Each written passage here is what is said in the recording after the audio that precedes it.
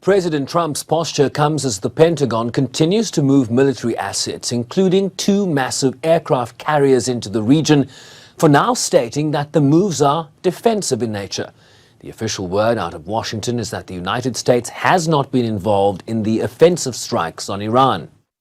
In a series of posts on Truth Social, President Trump wrote that, quote, "We now have complete and total control of the skies in Iran," followed by a post saying, "We know exactly where the so-called supreme leader is hiding," a reference to the whereabouts of Ayatollah Ali Khamenei, further writing that they were not going to take him out, at least for now, and that they don't want missiles shot at civilians, warning that their patience was wearing thin.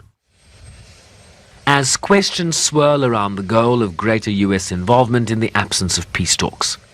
Predicting Trump's foreign policy decisions is notoriously difficult. We can, I think, very more confidently say that the US will be needed to some extent to achieve a mission success in terms of significantly destroying or significantly setting back Iran's nuclear program in the long term, or at least in the medium to long term. The US is likely needed in that regard, in terms of kinetic capabilities. Iran's newly appointed military chief of staff also striking a strident posture after a number of Iran's military hierarchy already taken out by Israeli strikes. The operations carried out so far had merely been warnings for deterrence, and a punitive operation will be executed soon.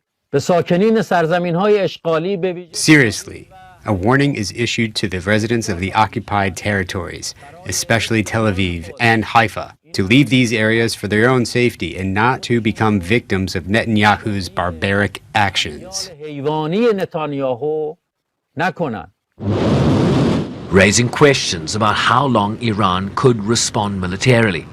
It's a numbers game. It's how many ballistic missiles the Iranians have got versus how many interceptors the Israelis have got. And the Israelis can push those numbers in their favor by hitting the missile bases in Iran, hitting the launchers when they move out of the bases, etc., and trying to suppress the Iranian offensive capability in Iran, as well as intercept the missiles as they're approaching Israel. The United Nations also weighing in.